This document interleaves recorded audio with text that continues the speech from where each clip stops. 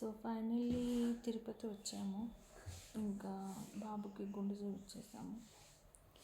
నేను last time Tirupati వచ్చినప్పుడు చెప్పాను అవితోటి ఇంకోసారి తిరుపతికి రానని చెప్పేసి.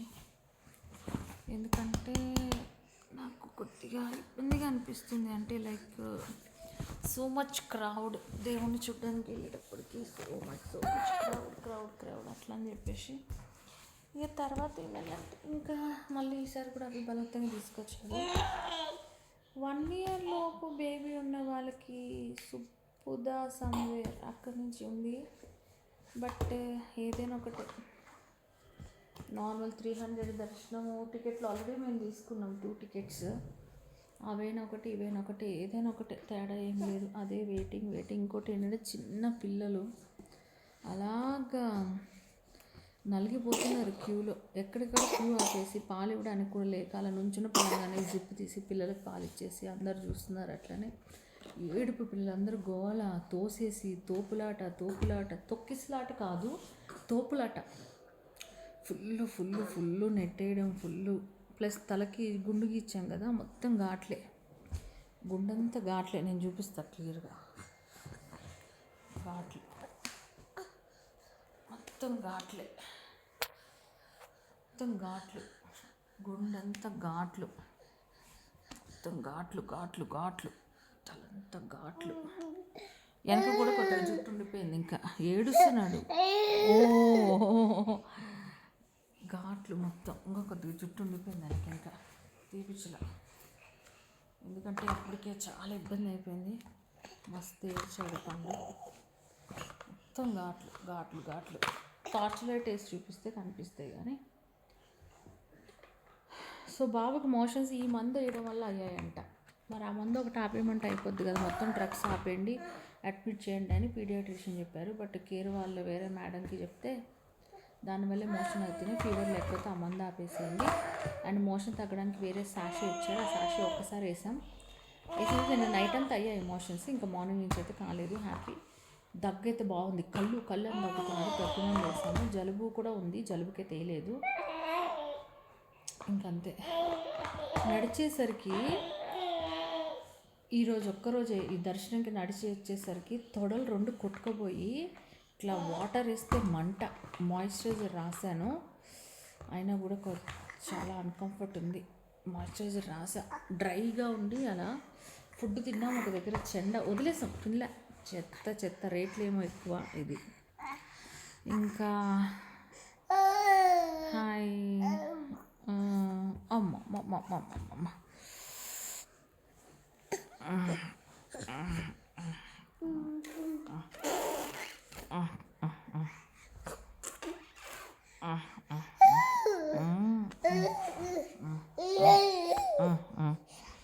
చాలా బాబు సఫర్ అయ్యాడు. ట్రైన్లో సఫర్ అయ్యాడు, గుండు గీసేటప్పుడు సఫర్ అయ్యాడు. నిన్ను చూపించట్లేదా?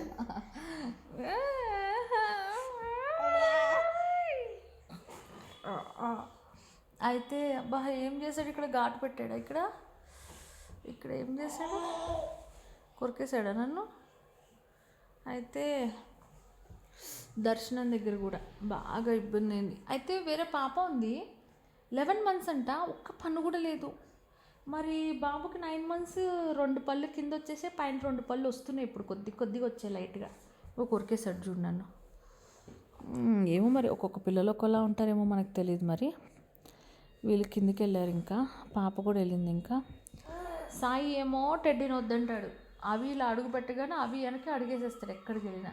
టెడ్డీ ఏమో అవితో పాటు ఉంటానంటది.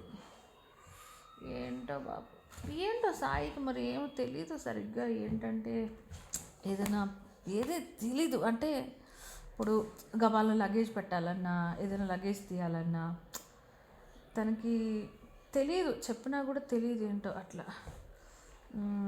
ఇంకోటి ఏంటంటే తనకి ఎట్లా అంటే, తన కింద చాలామంది పని చేయడానికి తను పెట్టుకుంటాడు కదా, ఎప్పుడు ఉంటారు కదా. అందువల్ల ఏంటంటే తనకి ఏదన్నా, తనకి ఏది పని చేయడానికి అంటే తను నాకు పరిచయమైనప్పటి నుంచి అంతే.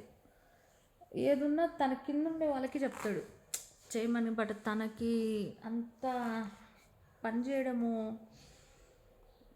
రాదు నచ్చదు వాట్ ఎవర్ ఇట్ మేబీ అలా అనమాట.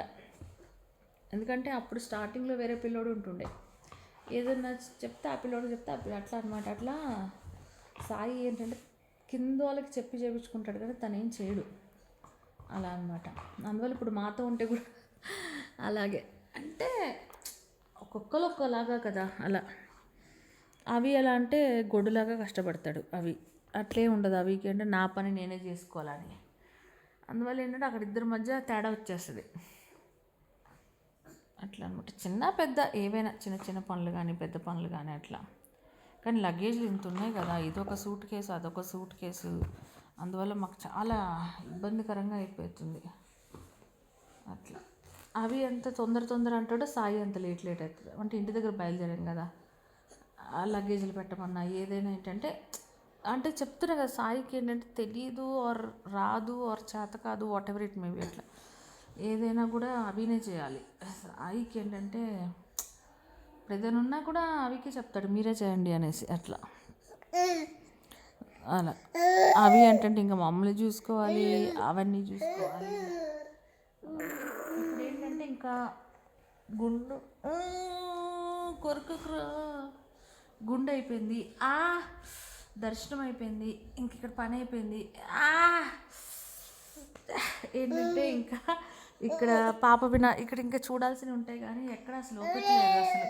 అంటే ఫుడ్ ఏం లేదు తినడానికి. అన్నప్రసాదానికి వెళ్దాం అనుకున్నాం, ఫ్రీగా ఫుడ్ పెడతారు కదా, దానికి కూడా బోల్డ్ అంత లైన్. ఎందుకు ఇంత లైన్లు పెడుతున్నారు అర్థం కావట్లే. ఇట్లా వెళ్ళిపోతే వచ్చేసి దానికి ఊరంతా తిరిగి ఇట్లా రావాల్సి వస్తుంది. అందుకే సగం టెంపుల్స్కి రావాలంటే నాకు ఫ్రీగా పీస్ఫుల్గా ఇలా రాగానే దేవుడు కనబడే టెంపుల్స్ అంటే నాకు ఇష్టం.